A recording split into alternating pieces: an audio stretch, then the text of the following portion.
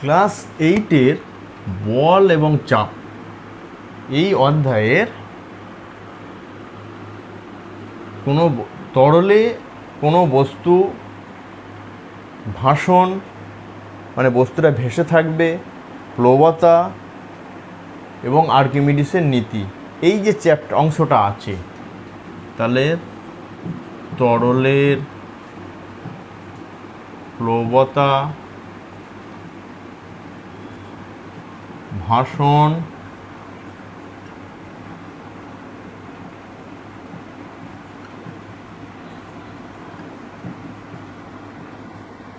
আর্কিমিডিসের নীতি, এই তিনটে বিষয়ের উপরে আমরা আজকে আলোকপাত করব।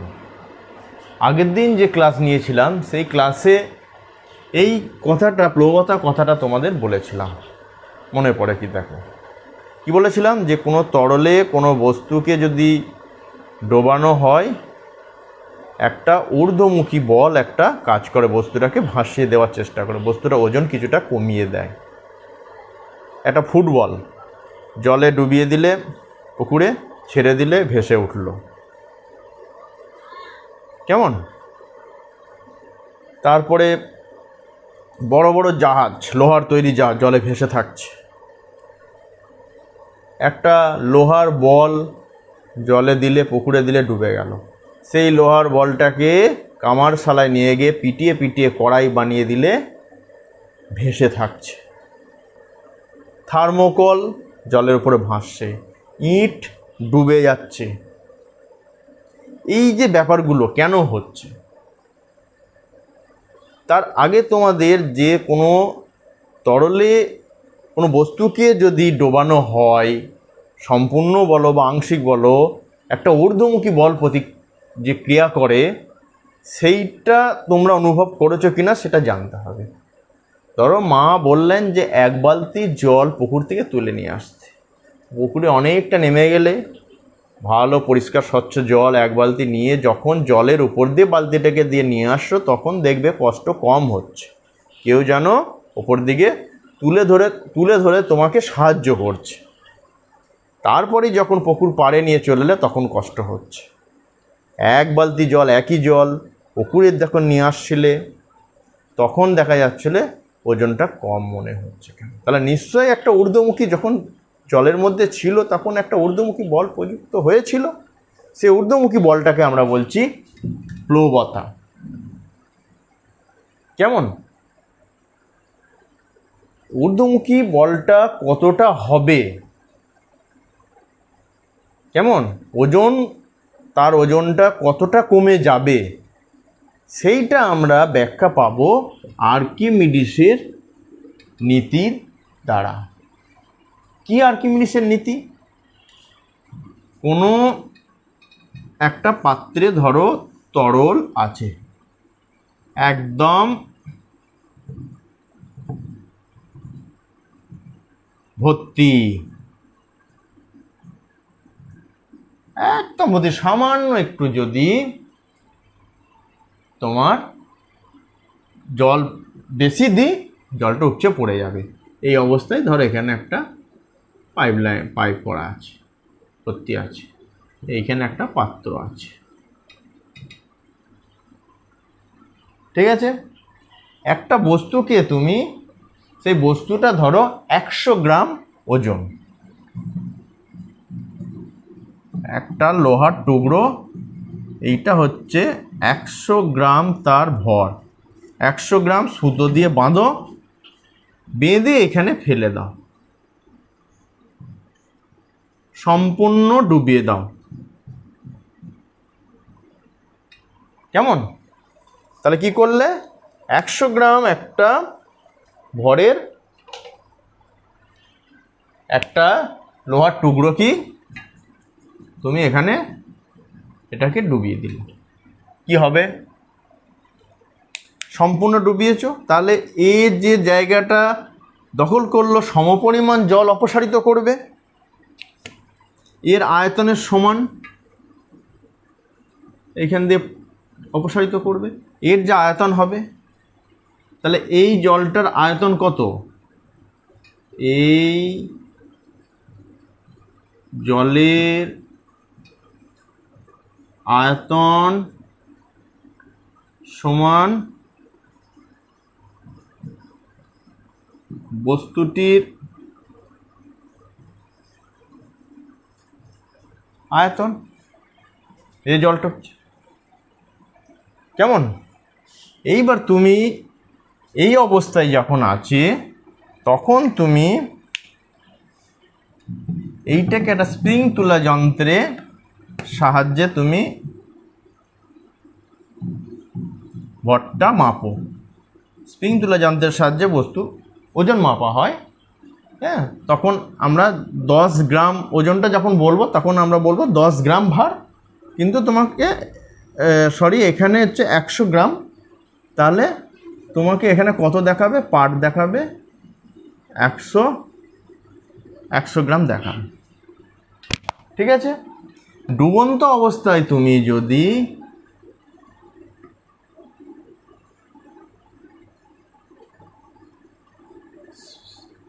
স্প্রিং তোলা যন্ত্রের সাহায্যে যদি এর কি দেখবে, 100 গ্রাম দেখাবে না 100 গ্রাম দেখাবে না? 100 গ্রাম দেখাবে না, কম দেখাবে। ধরো দেখালো হচ্ছে 90 গ্রাম। তাহলে 10 গ্রাম যে ওজনটা, 10 গ্রাম ভার যে ওজনটা কমে গেল,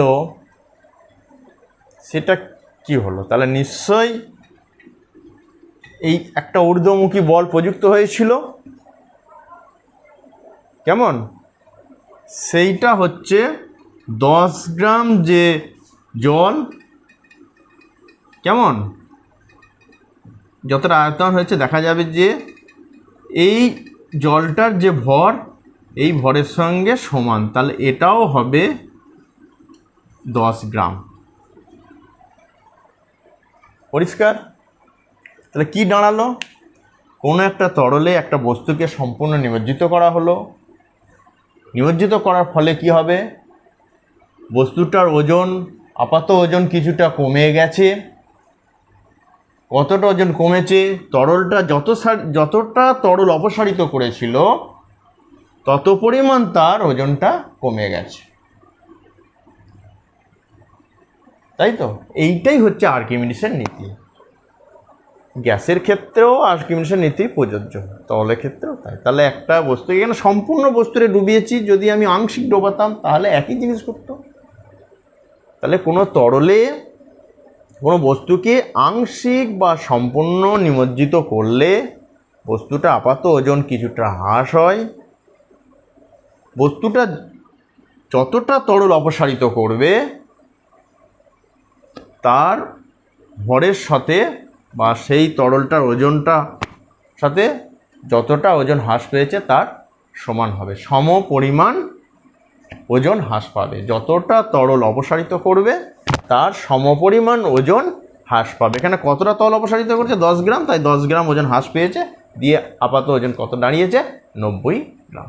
এটাই হচ্ছে আর্কিমিডিসের নীতি। কেমন? তাহলে এই যে ঊর্ধ্বমুখী বলটা, সেই বলটাকে আমরা বলছি প্লবতা। প্লবতা যখন অনেক বেশি হবে, বস্তুর ওজনের থেকেও যখন বেশি হবে, তখন এইটা যদি উপর দিকে তুলে ধরে তাহলে বস্তুটা ভেসে থাকবে। তাহলে যেসব ভাসমান বস্তু আমরা তরলে দেখি সেগুলো নিশ্চয়ই প্লবতা বেশি বস্তুর ওজনের থেকে। কেমন? প্লবতা বেশি, সেই জন্য বস্তুগুলো ভেসে থাকে। তাহলে একটা তরলে একটা বস্তু যখন তার নিমজ্জিত অবস্থায় থাকে তখন ঊর্ধ্বমুখী যে বলটা প্রযুক্ত হয় সেটা হচ্ছে প্লবতা। আবার বস্তু নিজস্ব একটা ওজন আছে। কেমন? বস্তু নিজস্ব একটা ওজন আছে।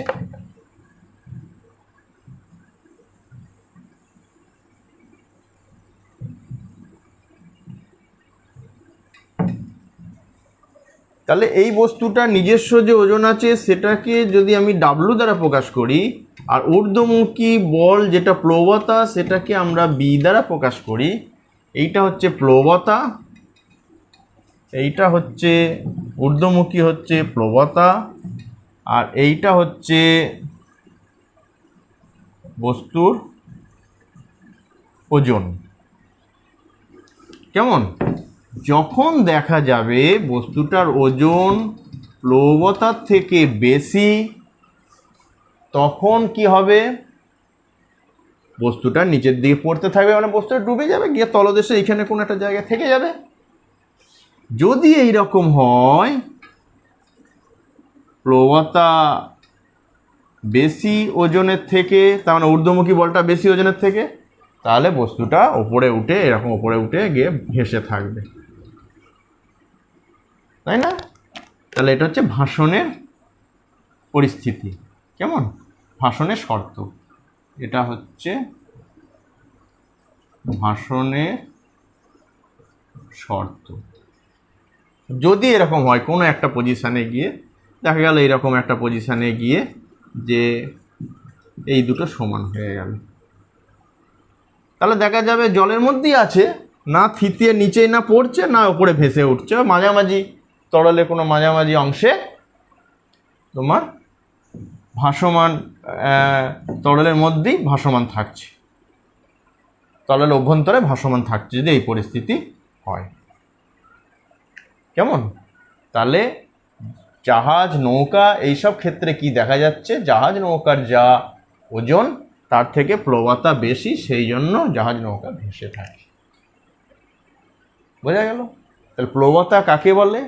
কোনো একটা বস্তু তরলে নিমজ্জিত অবস্থায় বস্তুটার উপর একটা ঊর্ধ্বমুখী বল ক্রিয়া করে, সেই ঊর্ধ্বমুখী বলটা কি বলছে? প্লবতা। কেমন? এই প্লবতা যদি বস্তুর ওজনের থেকে বেশি হয়, তাহলে বস্তুটা ভেসে থাকে। এটা হচ্ছে ভাসনের শর্ত। এইবার এই প্লবতাটা কোন কোন বিষয়ের উপর নির্ভর করে সেইটা জানতে হবে, যে প্লবতা বেশি কম কোন কোন বিষয়ের উপর নির্ভর করে সেটা জানতে হবে। তাহলে আমি তরলে কোনো একটা বস্তুকে নিমজ্জিত করে তার প্লবতা কতটা, প্লবতার মান কতটা, সেইটা নির্ণয় করি।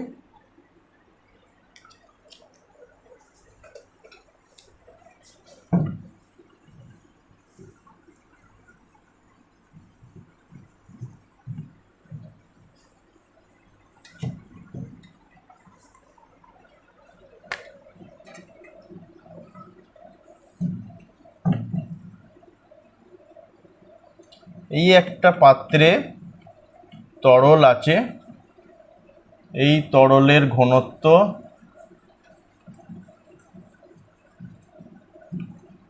ডি, ঘনাকাকার,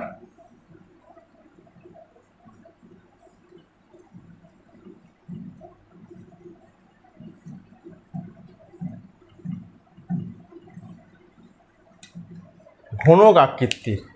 কেমন? প্রত্যেকটা বাহুর দৈর্ঘ্য ধরো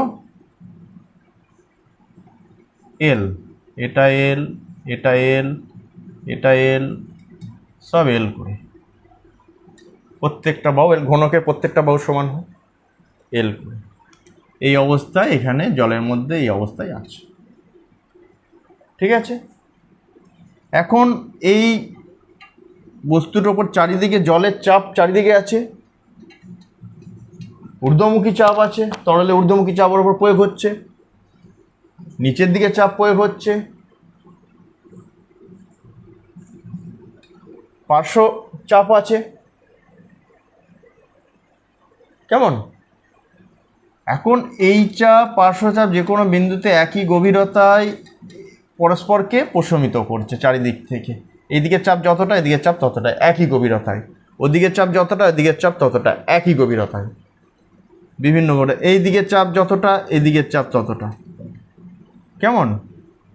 তাহলে পার্শ্ব চাপগুলো পরস্পরকে প্রশমিত করছে, ওটা নিয়ে মাথা ব্যথা নেই। এখন হচ্ছে এই যে ঊর্ধ্বচাপ আর এই নিম্নচাপ, এই দুটো দেখো এক হচ্ছে না, কারণ দুটো বিন্দুর এই তলটার যা গভীরতা আর এই তলটার যা গভীরতা, দুটো গভীরতা এক নয়। এই তলটার গভীরতা যদি এইচ হয়, মানে বস্তুটা যদি ওপরের তলটার গভীরতা যদি এইচ হয়, তাহলে নিচের তলটার গভীরতা কত হবে? এইচ প্লাস এল। ওপরের তলটার গভীরতা হচ্ছে এইচ, এল পরিমাণ বেড়ে গেল নিচের তলে, দুটো গভীরতা আলাদা দুটো তলে, তার মানে এই চাপটা আর এইদিকের চাপটা সমান নয়, তাই না? তাহলে ওপরের তলটায় কতটা বল প্রযুক্ত হচ্ছে, এই তলে কতটা বল প্রযুক্ত হচ্ছে, এই তলটার ক্ষেত্রফল কত? এল এল, দৈর্ঘ্য এল, প্রস্থ এল, 200 এল, তাহলে এল স্কোয়ার। তাহলে উপরের তলের বস্তুটির উপরের তলের নিম্নমুখী বল, বস্তুটির উপরিতলে উপর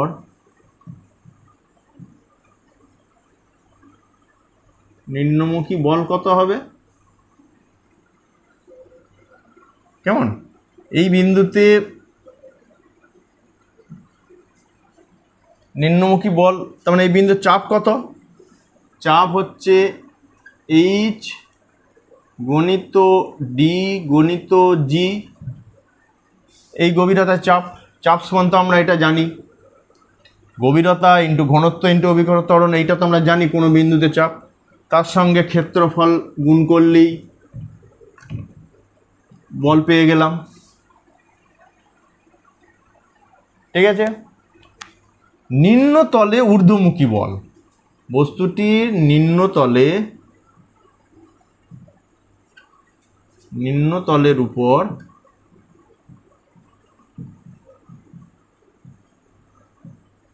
ঊর্ধ্বমুখী বল কত হবে? গভীরতা দেখো বেড়ে গেছে, H plus L into D into জি, ক্ষেত্রফল 1 এল স্কোয়ার। এই দুটো বল রাশিমালাটা দেখো, স্বাভাবিকভাবে তোমাদের কি মনে হচ্ছে? এই দুটো রাশিমালা দেখে কি মনে হচ্ছে যে কোনটা ঊর্ধ্বমুখী বলটা বেশি না নিম্নমুখী বলটা বেশি? দেখো না, এখানে এইচ এর সঙ্গে এল যুক্ত হয়েছে, তাহলে এই টার্মটা বেশি, তাহলে ঊর্ধ্বমুখী বলটা বেশি। তাহলে যে লব্ধ বলটা, সেই বলটার ডিরেকশন কোন দিকে হবে? উপর দিকে হবে, তাহলে ঊর্ধ্বমুখী লব্ধ বল। তাহলে বস্তুটির উপর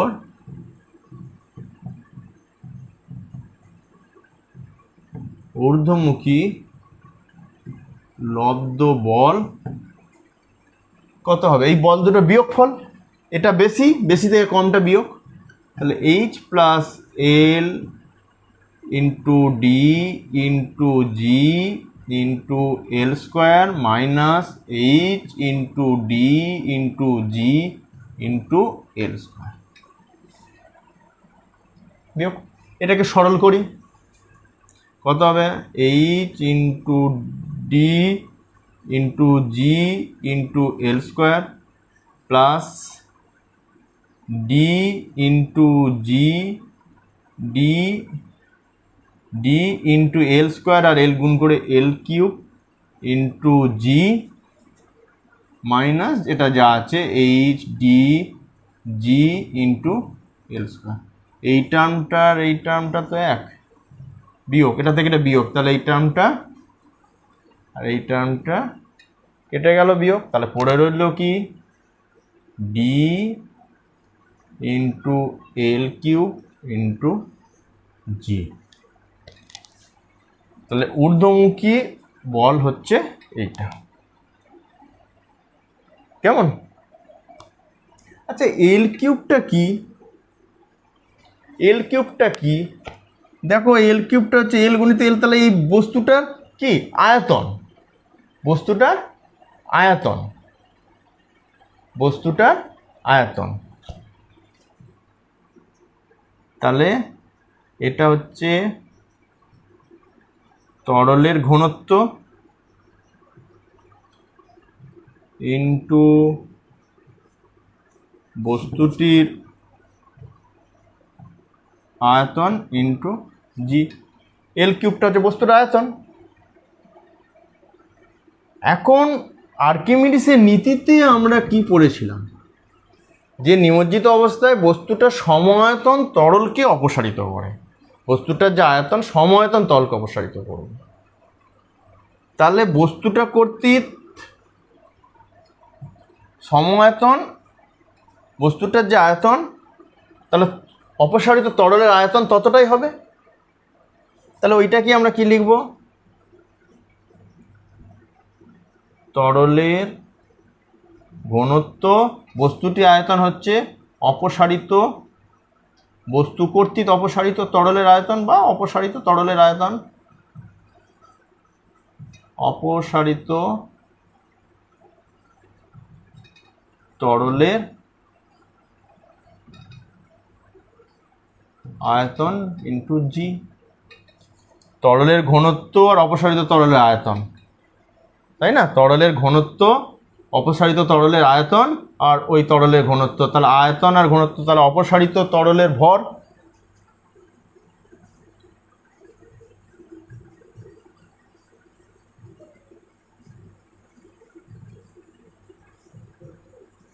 তরলের ভর ইন্টু জি,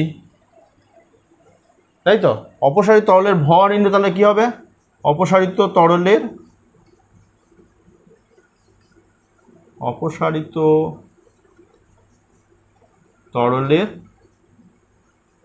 ওজন। তাহলে আমরা শেষমেশ কি দেখলাম, প্লবতাটা কি দাঁড়ালো, যে কোনো বস্তুকে নিমজ্জিত করলে যতটা তরল অপসারিত করবে তার ওজনের সঙ্গে সমান হবে। আগের উদাহরণে আমরা কি দেখিয়েছিলাম, আর্কিমিডিসের সূত্রতে আমরা কি দেখেছিলাম, যে এই অবস্থায় ভর্তি ছিল